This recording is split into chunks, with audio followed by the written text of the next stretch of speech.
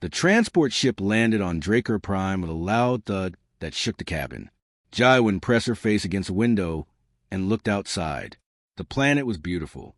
Purple mountains stretched across the horizon, and strange orange trees swayed in the wind. She had never seen anything like it before. "First time on an alien planet?" asked Hyunsuk from the seat next to her. He was tall and wore thick glasses that made his eyes look bigger. He had been working on Draker Prime for 6 months already. Jaiwin nodded and smiled. "Yes, I'm a little nervous." "Don't be. The station is safe.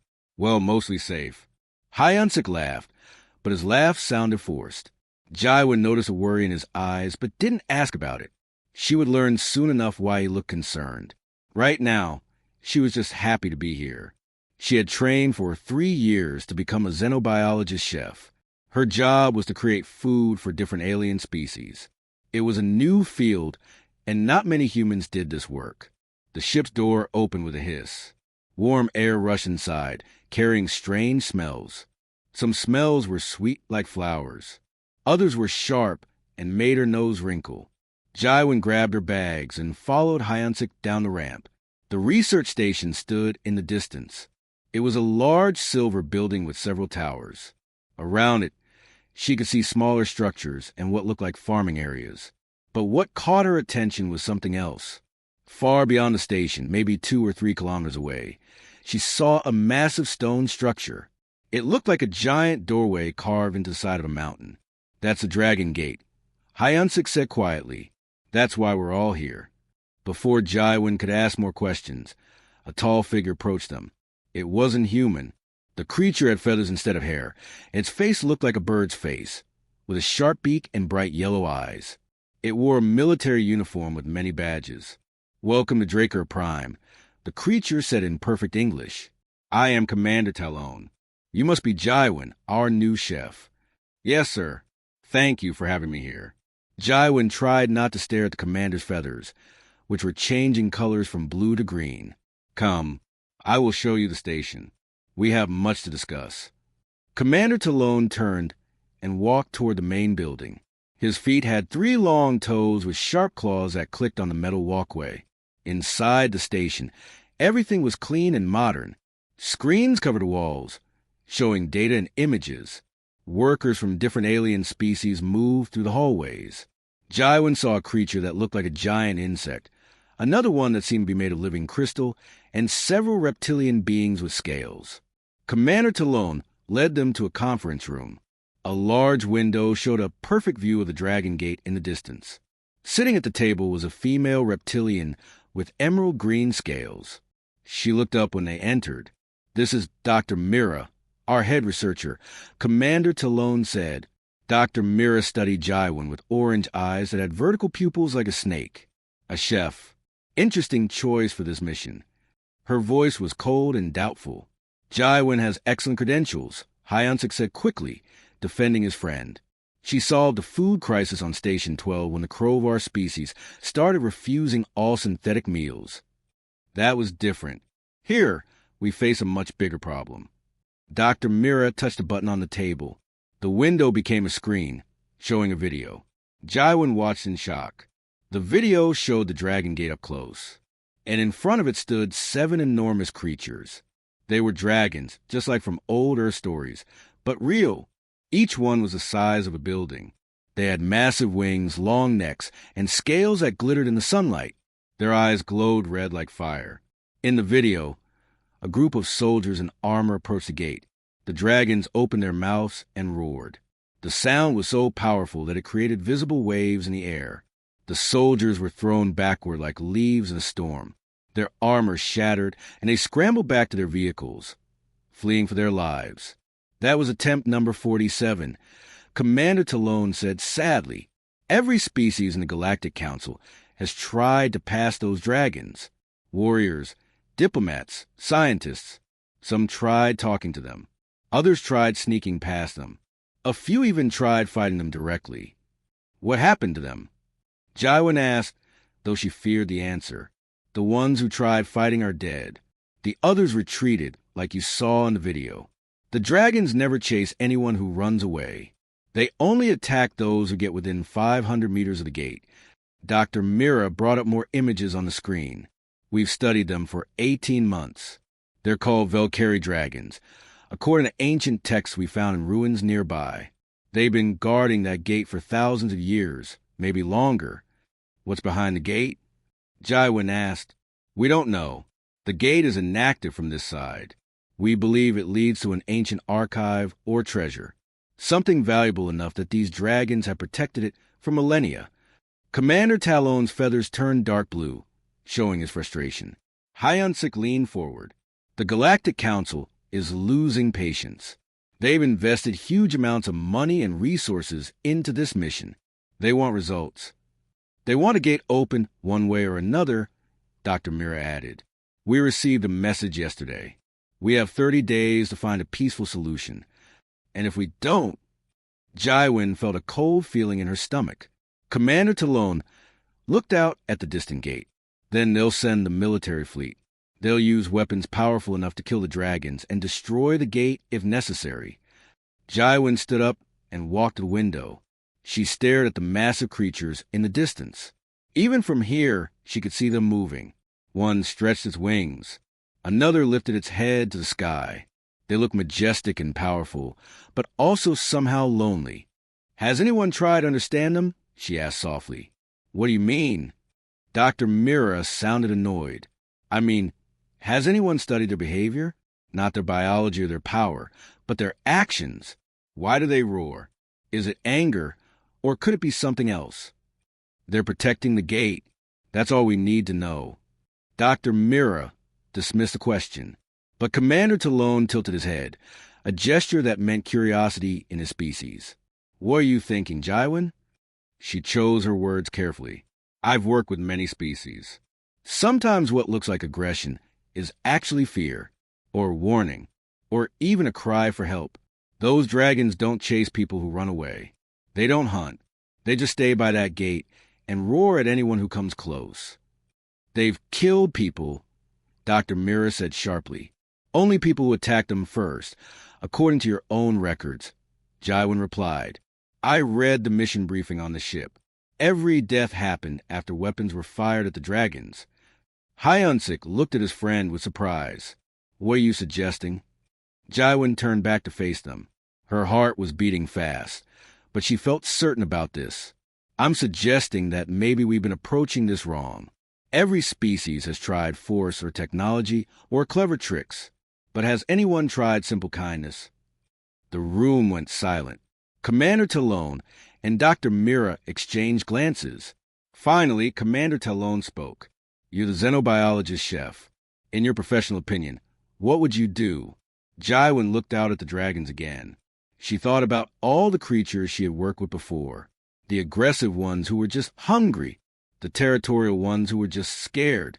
The dangerous ones who just needed understanding. I would try to feed them, she said simply. Dr. Mira laughed, but it wasn't a kind laugh. Feed them? These are ancient guardians, not pets. Every living thing needs food, Jaiwin said calmly, and every living thing responds to kindness. Give me a chance. Let me try my way before the military comes. Commander Talon stared at her for a long moment. His feathers shifted through several colors as he thought. Finally, they settled on a warm yellow. You have 10 days, he said. Show me that your way can work. Jaiwin spent her first night on Draker Prime, reading everything she could find about the dragons. The station's database had reports from dozens of failed expeditions. She sat in her small room with 3 screens around her, scrolling through videos and research notes. Most reports focus on the dragon's power. Their fire could melt steel. Their roars created sonic waves that broke bones. Their scales were harder than any known armor. But nobody had studied their daily behavior. Nobody had watched what they did when people weren't trying to get past them. Around midnight, Hyunsik knocked on her door. He carried 2 cups of hot tea. You should sleep, he said, handing her a cup. You look exhausted. I can't sleep. Look at this. Jaiwin pointed to one of her screens. It showed a thermal image of the dragons at night. See how they huddle together? That's not aggressive behavior. That's social bonding. Hyunsik sat down and studied the image. They do look peaceful when nobody's around. Exactly. And look at this video from 3 months ago. Jaiwin played another clip. It showed one dragon grooming another, using its claws gently to clean between scales. They care for each other. They're not mindless guards. They're intelligent beings with relationships. Dr. Mira won't care about this. She only sees them as obstacles. Hyunsik sipped his tea. Then I need to find something she can't ignore. Jaiwin switched to a different file. I've been analyzing the sound patterns of their roars. Each dragon has a slightly different frequency, and when they roar together, their sounds harmonize. You think they're communicating? I'm sure of it, but I need to understand what they're saying. Jaiwin rubbed her tired eyes. Tomorrow, I want to go closer to observe them. Jaiwin, that's dangerous. You heard Commander Talon. 500 meters is the limit. I'll stay at exactly 500 meters. I just need to see them better, maybe record some sounds. She looked at her friend. Will you come with me? Hyunsik sighed but nodded. Of course. Someone needs to pull you back when you try to do something crazy.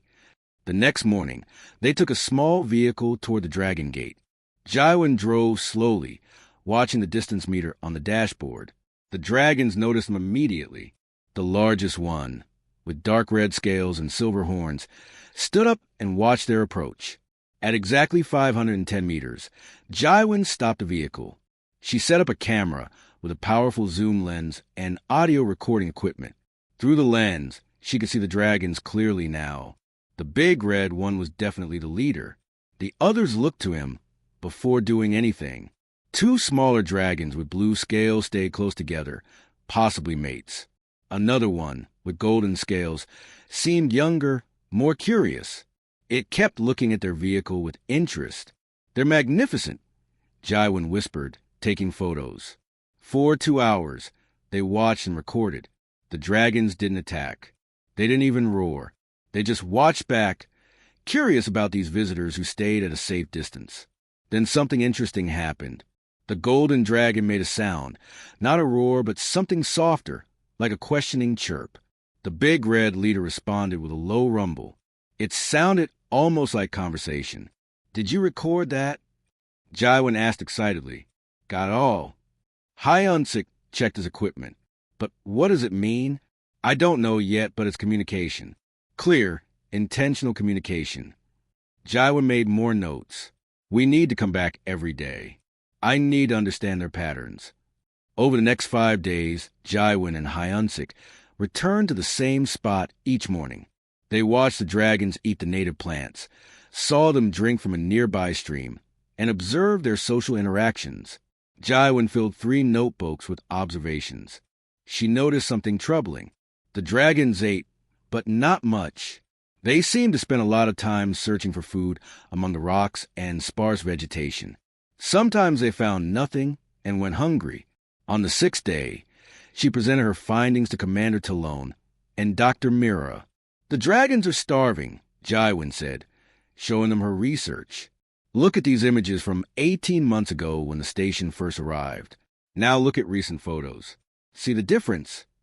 Dr. Mira studied the images carefully. They do look thinner. The bone structure is more visible. The planet's ecosystem changed about 2 years ago. Jaiwin continued. I checked the geological records. There was a volcanic event on the other side of the planet. It released ash into the atmosphere and changed the climate slightly. Many plant species died off. The animals that the dragons used to hunt are mostly gone now. Commander Talon leaned forward, his feathers bright with interest. So they're not just guards. They're starving guards who can't leave their post. That's my theory. They're bound to protect the gate, but they're dying because there's not enough food anymore. Jaiwin pulled up another chart. This explains their behavior. They're not attacking people out of pure aggression. They're stressed, hungry, and desperate. When armed soldiers approach, they see threats, not help. This is speculation, Dar, Mira said, but she sounded less certain than before. It's educated speculation based on behavior patterns I've seen in dozens of species. Jaiwin stood her ground. Give me a chance to test it. Let me try to feed them. The council wants results in 24 days. Commander Talon reminded her. What exactly do you propose? Jaiwin had prepared for this question. She pulled out a detailed plan. First, I need to analyze the local plant life and determine what's nutritionally appropriate for their biology. Second, I need to prepare a large quantity of food. Third, I'll set up a cooking station at exactly 500 meters from the gate. Cooking station? Dr. Mira looked confused. Yes, fresh cooked food, not synthetic rations. Cooking creates aromas that travel on the wind. If I'm right about them being hungry, they'll smell the food. Their curiosity might overcome their territorial instincts. Hyunsik added, I can help gather samples and test them. We'll make sure nothing we feed them is harmful. Commander Talon was quiet for a long moment. His feathers changed colors several times as he thought through the options. Finally, he spoke. This is highly unusual. The Council expects conventional solutions. Every conventional solution has failed. Jaiwin said firmly. 47 expeditions, remember? Maybe it's time to try something unconventional. Dr. Mira surprised everyone by speaking up. I've been studying the biological scans we took from a distance. There are signs of malnutrition in their cellular structure. The human's theory has merit. Commander Talon made a clicking sound with his beak, a sign of decision-making in his species. Very well. You have permission to proceed. But you will take every safety precaution. Armed guards will be on standby. At the first sign of danger, you retreat immediately. Agreed, Jaiwin said, relief flooding through her. You have 15 days now, Commander Talon added. Use them wisely. For the next 3 days, Jaiwin and Hyunsik worked from dawn to dusk. They collected samples of every edible plant within 10 kilometers of the station. They tested each one for nutritional content and potential toxins. Jaiwin created recipes, combining different plants to create balanced meals. She discovered a type of root vegetable that grew deep underground. It was rich in proteins and minerals. There were also fungi that grew in the caves, packed with nutrients. A particular type of leaf from the orange trees had a savory flavor and contained essential vitamins. Hyunsik helped her build a large cooking station. They used portable equipment that could be moved quickly if needed. The main piece was a huge pot, big enough to cook food for creatures the size of dragons. On the morning of the 10th day since Jaiwin's arrival, everything was ready. The cooking station stood at exactly 500 meters from the Dragon Gate. Jaiwin had prepared ingredients for a massive stew. The pot sat over a portable fusion heater that would keep the temperature perfect. News had spread through the station. Almost everyone came to the observation deck to watch. Some thought Jaiwin was brave. Others thought she was foolish. Dr. Mira stood with her arms crossed, skeptical but curious. Commander Talon stood beside Jaiwin at the cooking station. Are you certain about this? Jaiwin looked at the dragons in the distance. The big red leader was watching them already. She could see his head raised, nostrils flaring as if trying to catch their scent. No, she admitted honestly, but I believe in trying. These creatures deserve a chance at survival, and we deserve a chance at peace. Commander Talon's feathers turned a warm gold color. Then begin. Show us what human compassion can accomplish. Jaiwin took a deep breath and started adding ingredients to the pot. The real test was about to begin. The first ingredient Jaiwin added to the massive pot was water from a nearby stream. It was clean and pure, tested multiple times by Hyunsik to make sure it was safe. The fusion heater hummed beneath the pot, warming the water slowly. Next came the root vegetables. Jaiwin had peeled and cut them into large chunks the night before. Each piece was the size of her head. She dropped them into the water one by one, creating small splashes. The roots would take the longest to cook, becoming soft and filling. Hyunsik stood nearby with a medical scanner in his hand, ready to pull Jaiwin away if anything went wrong. The dragons are watching, he said quietly.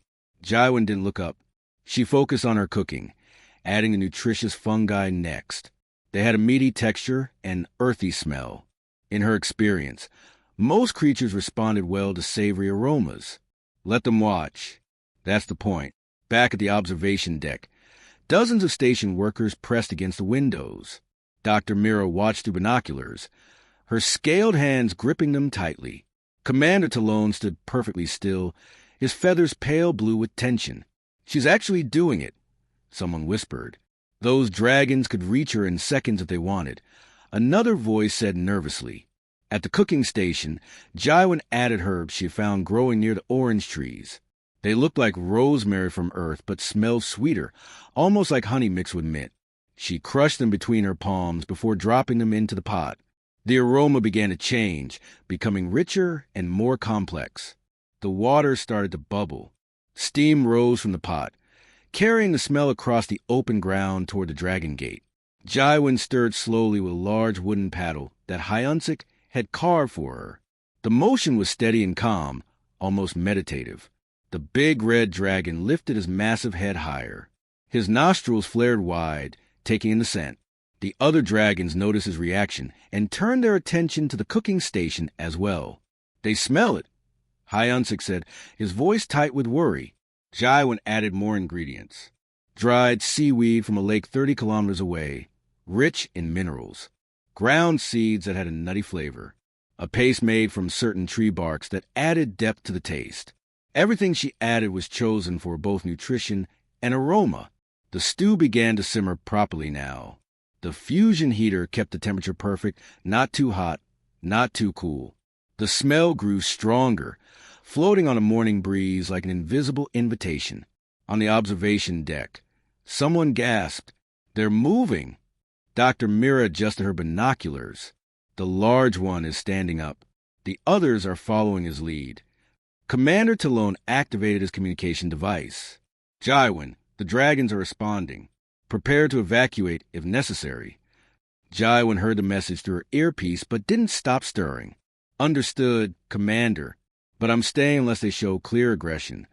The big red dragon took one step forward, then another. His movements were slow and deliberate. The 6 other dragons fell in behind him, forming a loose group.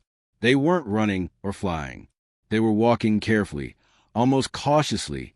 Hyunsik's hand moved to the emergency button that would activate the shields around the cooking station. "Jaiwan, they're coming closer." "I see them," she replied calmly. Her heart was beating fast, but she kept her hands steady. She continued stirring the pot, adding the final ingredients. Special leaves that she had saved for last, ones that released their full aroma only when added to hot liquid. The leaves hit the simmering stew, and the smell exploded outward. It was warm and inviting, the kind of smell that made empty stomachs rumble with need. It smelled like home, like comfort, like the end of hunger. The dragons stopped moving. They were now about 300 meters away from the cooking station. This was closer than anyone had ever been to them without being attacked. The big red dragon scales seemed to shimmer in the sunlight, changing from dark red to a lighter shade. At the station, workers held their breath. Someone started to say something, but Dr. Mira silenced them with a sharp gesture. Everyone watched in complete silence. The big dragon lowered his massive head and took a deep breath through his nostrils. The smell of the stew filled his senses. His eyes, which had been glowing bright red, started to shift to a softer orange color. Jaiwan tested the stew with a small spoon. The vegetables were soft, the broth was rich, and the flavors had blended perfectly. She turned off the heater and let the pot sit. Steam continued to rise from it, carrying that incredible aroma across the distance. She picked up several large bowls she had prepared. Moving slowly and deliberately, she ladled stew into the first bowl. It was heavy, filled nearly to the brim with chunks of vegetables and thick broth. She carried it away from the pot and placed it on the ground about 20 meters in front of the cooking station. The big dragon watched every movement. His head tilted slightly, a gesture that seemed curious rather than threatening. Jaiwan backed away from the bowl, returning to the cooking station. She didn't turn her back on the dragons. She kept her movements slow and non-threatening. "It's okay," she said softly, though she wasn't sure if they could understand her words. "It's for you. You must be so hungry." For a long moment, nothing happened. The dragon stood still. The wind blew gently, carrying the smell of food. Birds native to Draker Prime flew overhead, their calls echoing across the valley. Then the big red dragon took another step forward, and another. He moved toward the bowl with careful steps, his eyes fixed on the food. When he reached it, he lowered his enormous head and sniffed deeply. His reaction was immediate. The red glow in his eyes faded completely, replaced by a warm golden color. His scales shifted from red to a calm blue, starting at his head and flowing down his entire body like water. The change was beautiful to watch. The dragon opened his mouth and carefully ate from the bowl. He was gentle despite his size, not spilling a drop. The other dragons watched intently, their own scales beginning to change color too. "It's working," Hyunsik whispered in amazement. "It's actually working." When the big dragon finished the bowl, he made a sound that nobody had heard before. It wasn't a roar. It was low and rumbling, almost like a purr from a giant cat. The sound vibrated through the ground, felt as much as heard. Jaiwan understood that sound. She had heard similar sounds from other creatures when they were content, when they were grateful. She filled another bowl and placed it next to the first, then another and another, until there were 7 bowls lined up on the ground. The big dragon stepped back, and the others came forward. Each dragon approached the bowl and began to eat. Their scales all shifted to peaceful blues and greens. The youngest one, with golden scales that turned to pale yellow, ate the fastest, clearly the most hungry. Dr. Myra's voice came over the communication channel, shaking slightly. "I'm reading massive changes in their biosignatures. Stress hormones are dropping. Aggression markers are disappearing. This is remarkable." Commander Talon's feathers had turned bright gold, a sign of joy in his species. "Jaiwan, you've done it. They're peaceful." But Jaiwan wasn't celebrating yet. She watched the dragons carefully, noting how thin they really were now that she could see them up close. Their ribs showed slightly under their scales. Their wings looked less vibrant than they should be.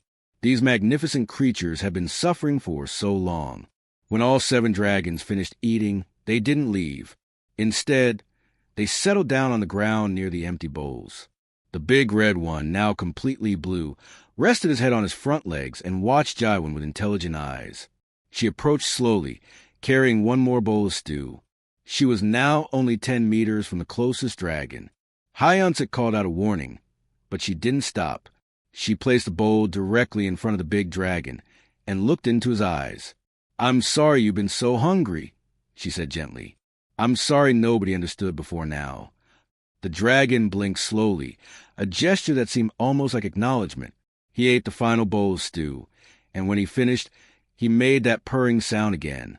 This time, the other 6 dragons joined him, creating a chorus of deep, rumbling contentment. On the observation deck, people started cheering.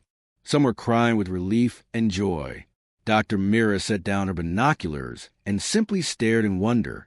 Commander Talon spread his wings wide, a gesture of triumph. Jaiwan sat down on the ground, suddenly exhausted. The tension left her body all at once. Hyunsik rushed to her side. "You did it," he said, his voice full of emotion. "You really did it." She looked at the 7 dragons resting peacefully around her cooking station. "No," she said softly. "We did it together. I just cooked. They did the hard part. They chose to trust instead of attack." The sun climbed higher in the sky. The dragons stayed near the cooking station, peaceful and calm. And for the first time in 18 months, hope filled the air on Draker Prime. Every morning for the next week, Jaiwan returned to the same spot with fresh food. The dragons began waiting for her. When her vehicle appeared on the horizon, they would stand up and watch her approach, their scales already shifting to peaceful colors. The big red dragon, whose scales now stayed mostly blue, became comfortable with Jaiwan's presence. She learned from ancient texts that his name was Kermith. He was the eldest and the leader. The others followed his guidance in everything. Hyunsik came with her each day, bringing more equipment. He set up scanners that could read the dragon's health without touching them. What he discovered confirmed Jaiwan's theory. All 7 dragons were severely malnourished. They had lost almost 30% of their body weight over the past 2 years. How did they survive this long? Hyunsik wondered aloud as he reviewed the data. "Determination," Jaiwan said, watching Kermit eat his breakfast. They have a duty, and they won't abandon it even if it kills them. Dr. Mira visited the cooking station on the 5th day. She approached cautiously, still nervous around the dragons despite their peaceful behavior. The youngest dragon, whose scales were now permanently light yellow, watched her with curious eyes. "I need to admit something," Dr. Mira said to Jaiwin. "I was wrong about you, about this whole approach. I've been a scientist for 40 years, and I've never seen anything like this." Jaiwin smiled while stirring a new pot of stew. Sometimes the simple answer is the right answer. They were hungry. We fed them. Now they trust us. It's more than that, though. Dr. Mira pulled out a small device.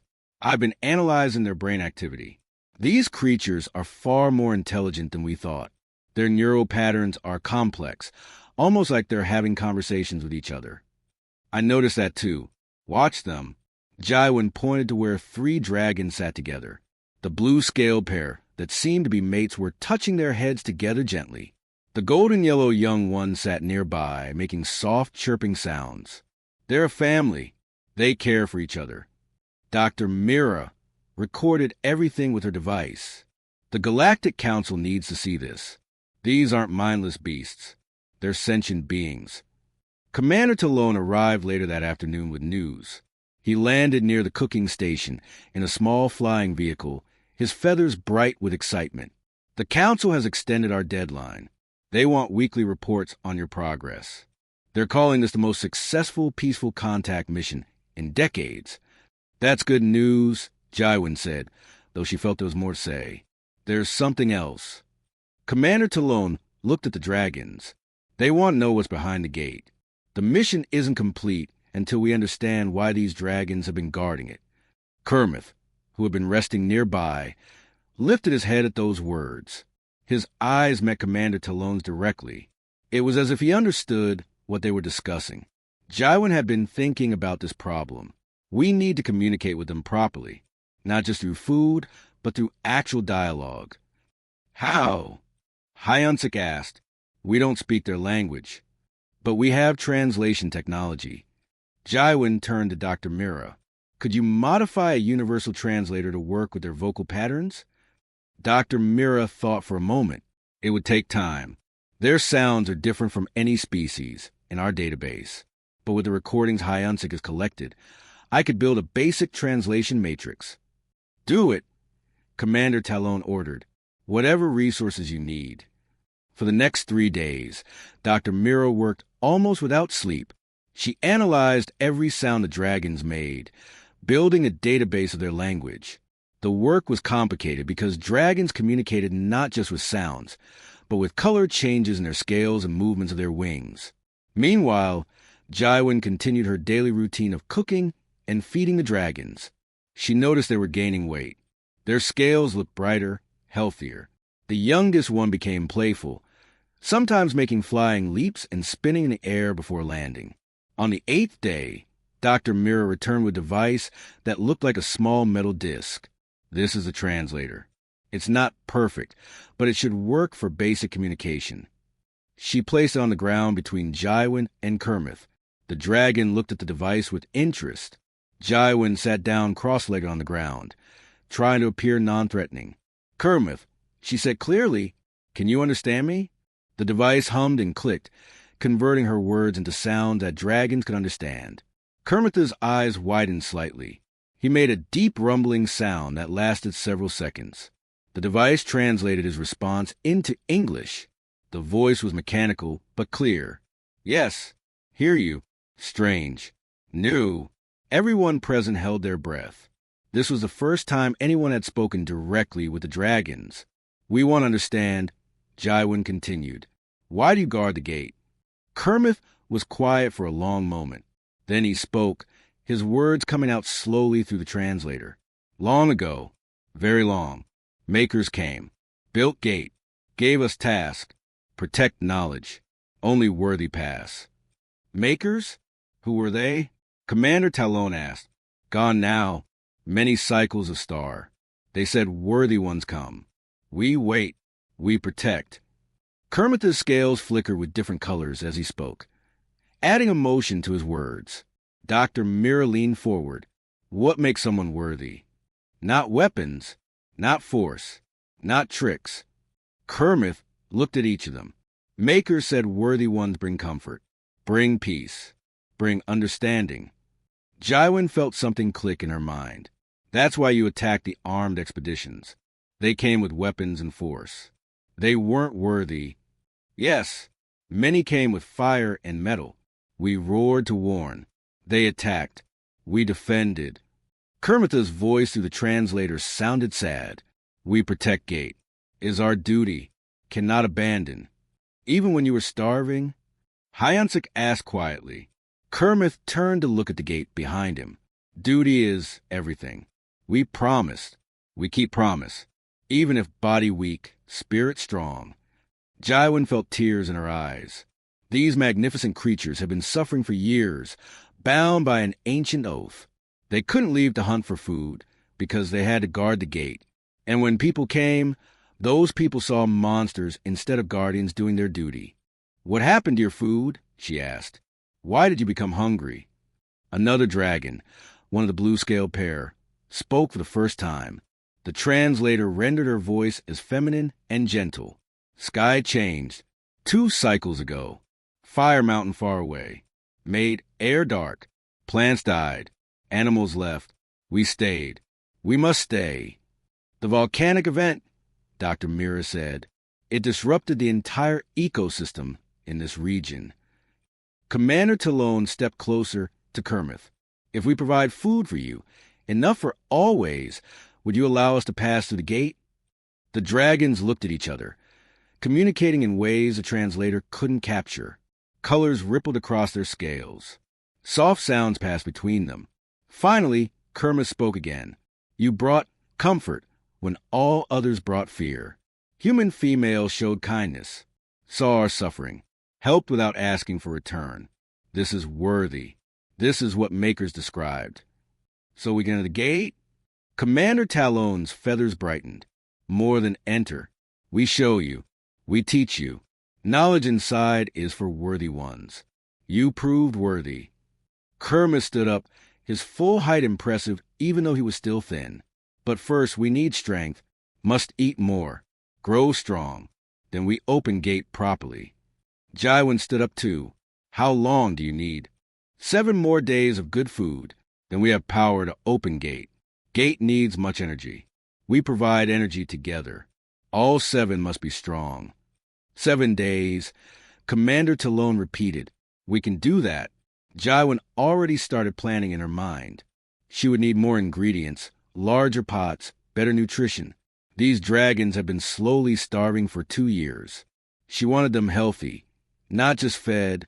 Over the next week, the cooking station became a center of activity. Jaiwin prepared 3 meals a day for the dragons. She worked with Hyansik to create nutritional supplements. They added special minerals to help rebuild the dragon's strength. They included herbs that promoted healing. The dragons responded wonderfully. Their scales became vibrant and shiny. Their wings stretched wider. Their eyes glowed with renewed energy. The youngest one grew noticeably larger, finally receiving the nutrition needed for proper growth. During this time, Jaiwin and the dragons developed a bond. They would rest near her while she cooked. Sometimes the young golden one would playfully nudge her with his nose, careful not to hurt her with his eyes. Kermit would sit and watch her work, occasionally making comments through the translator about how good everything smelled. On the 14th day since Jaiwin first fed them, Kermit announced they were ready. Tomorrow, dawn, we open gate. You come. Bring your leaders. See what Makers left behind. That night, Jaiwin couldn't sleep. She stood outside her quarters, looking at the stars. Hyansik found her there. Nervous, he asked. Excited. Scared. Hopeful. Everything. She smiled at him. We're going to see something that's been hidden for thousands of years. Because you cared enough to feed some hungry dragons. Hyansik shook his head in wonder. You changed everything with simple kindness. They changed everything. Jaiwin corrected. They chose to trust. That was the brave part. In the distance, near the gate, 7 dragons slept peacefully, their scales glowing softly in the moonlight. For the first time in years, they slept without hunger, and tomorrow they would finally fulfill their ancient purpose by opening the gate for those who proved themselves worthy. Dawn came with purple and orange light, spreading across the sky of Draker Prime. Jaiwin woke early and prepared one more meal for the dragons. She made it special, adding extra portions of everything they loved. This was a celebration meal, a thank you for their trust. When she arrived at the cooking station, all 7 dragons were already awake and waiting. Their scales shimmered with health and energy. Kermitha's scales had turned a magnificent deep blue with silver highlights. The young golden one was now almost as large as the others, no longer the small, weak creature from 2 weeks ago. "Good morning," Jaiwin said, placing bowls of food before each dragon. "Today is an important day." Kermit ate slowly, savoring each bite. Through the translator, he spoke. "This food, your kindness, saved our lives, saved our purpose. We will never forget." Commander Talon arrived with Dr. Mira and several other station officials. They all stood at a respectful distance, watching the dragons eat. The commander's feathers were bright gold with excitement. Dr. Mira carried multiple recording devices, determined to document everything. Hyunsuk stood beside Jaiwin as always. "Whatever happens beyond that gate, you made this possible," he said quietly.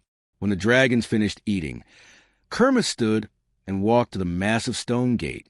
The other 6 dragons joined him, forming a semicircle around the ancient structure. Up close, the gate was even more impressive. Strange symbols covered its surface, glowing faintly with inner light. "Come closer," Kermit invited through the translator. "Stand with us. You are worthy. You are welcome." Jaiwin, Hyunsuk, Commander Talon, and Dr. Mira approached together. The dragons made space for them in the semicircle. The youngest dragon gently nudged Jaiwin with his nose, a gesture of affection. Kermit spoke in his own language, his voice deep and resonant. The other dragons joined him, creating a harmony of sounds. It wasn't the aggressive roar that had frightened away previous expeditions. This was something beautiful, almost like singing. As they vocalized together, their scales began to glow. The light started at their heads and flowed down their bodies, getting brighter with each passing moment. The glow transferred from their scales to the ground beneath them, creating patterns of light that spread toward the gate. The symbols on the gate responded, glowing brighter and brighter. The air hummed with energy. Jaiwin felt the vibration in her bones, but it wasn't painful. It felt warm and welcoming. The stone gate began to change. The solid rock became transparent, revealing swirling golden light beyond. The light moved like liquid, beautiful and mysterious. Then the light cleared, showing a passage into what looked like an enormous chamber. "The gate is open," Kermit announced. "For the first time in many cycles, we perform our true purpose, to guide the worthy inside." Kermit walked through the gate first, his large body moving gracefully. The other dragons followed, and the humans went with them. Jaiwin held her breath as she stepped through. There was a moment of weightlessness, a feeling of moving between spaces, and then her feet touched solid ground again. The chamber was vast, larger than any building Jaiwin had ever seen. The walls were made of crystal that glowed with soft light. In the center stood a massive structure that looked like a tree made of light and metal. Its branches reached up to the ceiling and spread across the entire space. "This is the archive of the Makers," Kermit explained. "All their knowledge, all their wisdom, protected here for those who prove themselves worthy." Dr. Mira stepped forward, her scientific curiosity overwhelming her caution. "What kind of knowledge?" "Everything needed to help life flourish," Kermit answered. "Medicine to cure diseases, ways to grow food anywhere, technology to create energy without harm, methods to clean poison air and water, secrets to build things that last forever." Commander Talon's eyes widened. "This is beyond anything the Galactic Council has ever found.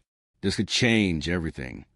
One of the blue-scale dragons, the female, spoke through the translator. "Makers wanted peace, wanted all beings to live well. They left this gift, but they knew not all should have it, only those with good hearts. That's why you tested everyone who came, Jaiwin realized. You were looking for people who would use this knowledge wisely. Yes, Kermit confirmed.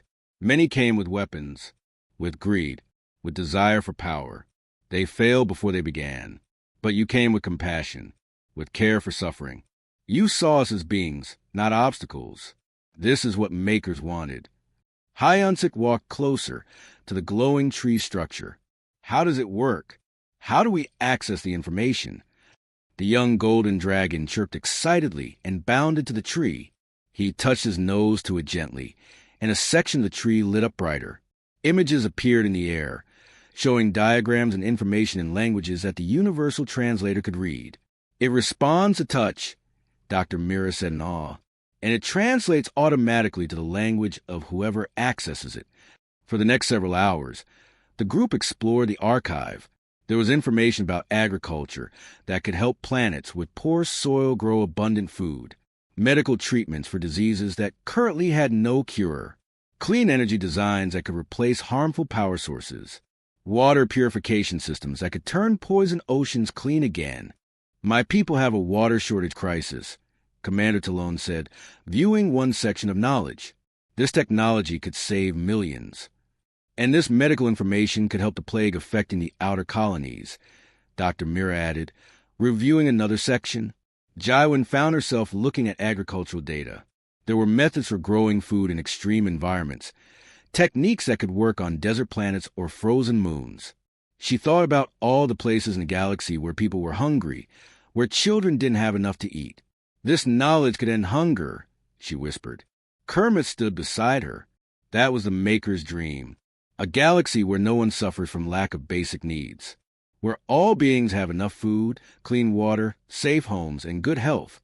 Why did they disappear? Jaiwin asked. Where did they go? We do not know. They left the archive and went to stars. They said their time was ending, but their gift would continue. They made us to guard it until the right ones came. Kermit's scales rippled with colors.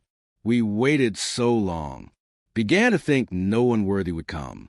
Then you arrived with your cooking pot and kind heart.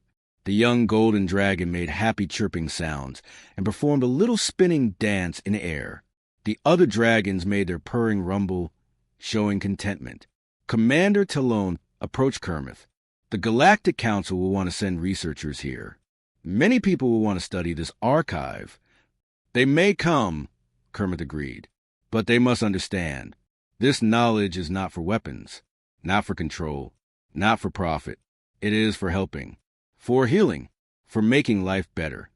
I will make sure the Council understands, Commander Talon promised. We'll create protocols. The Jaiwin Protocol, we'll call it. Approach with kindness. Seek to understand. Help before taking. Jaiwin felt embarrassed. You don't need to name it after me. Why not? Hyansik smiled. You showed us a better way. Every species in the galaxy should learn from what you did here. Over the following weeks, the research station on Draker Prime transformed. Instead of a military outpost trying to force its way past hostile guards, it became a place of learning and cooperation. Scientists from across the galaxy came to study the archive, but they all had to meet the dragons first and show respect. Jaiwin stayed on Draker Prime, continuing to cook for the dragons daily. But it became more than just feeding them. It became a ritual of friendship. Other species started joining these meals, learning from Jaiwin how to prepare food that the dragons enjoyed. The dragons, now healthy and strong, became teachers as well as guards. They shared stories of the makers and explained the deeper meanings behind the archive knowledge. They taught patience and wisdom to all who came. News of the peaceful contact spread throughout the galaxy. Other planets facing conflicts with native species began trying Jaiwin's approach. Instead of weapons and force, they brought food and friendship. Not every situation worked out as well as Draker Prime, but many did. The Galactic Council officially recognized the Jaiwin Protocol as a standard first contact procedure. Commander Talon received a promotion and chose to stay on Draker Prime to oversee the archive access. Dr. Mira published dozens of papers about dragon intelligence and communication. 6 months after the gate first opened, Jaiwin stood at her cooking station preparing the evening meal. The 7 dragons rested nearby, watching the sunset together. The young golden one had grown fully now and spent most of his time playing with visiting children from various species, carefully gentle despite his size. Kermit approached Jywin and lowered his great head, so his eyes were level with hers. We dragons live very long lives, thousands of years. In all my years, I never knew a being like you. I just made food, Jywin said modestly. No, you saw suffering and chose to help. You saw fear and chose to bring comfort. You saw ancient creatures starving and chose to feed us, expecting nothing in return. That is not just making food. That is love. Kermit's scales glowed warm blue. The makers would be proud. We are proud to call you friend. Jywin reached out and touched Kermit's scales gently. They were warm and smooth, humming with life and energy. I'm proud to call you friend too. All of you. The young golden dragon bounced over and carefully wrapped a wing around Jywin in what could only be described as a hug. The other dragons joined them, creating a circle of warmth and friendship. Hyansik watched from nearby and smiled. He had been right all those months ago. His friend had changed everything, not with technology or weapons or clever tricks, but with a simple warm meal and an open heart. As the sun set on Draker Prime, painting the sky in brilliant colors, the smell of cooking food filled the air. Dragons and humans and dozens of other species gathered together in peace. And at the center of it all was a young chef who had proven that sometimes the greatest strength is knowing when to fight and when to feed, when to push forward and when to simply offer comfort. The Dragon Gate stood open, its ancient knowledge available to all who approached with worthy intentions. And guarding it faithfully were 7 dragons who would never be hungry again, protected by friends they could trust, living the purpose the makers had intended all along.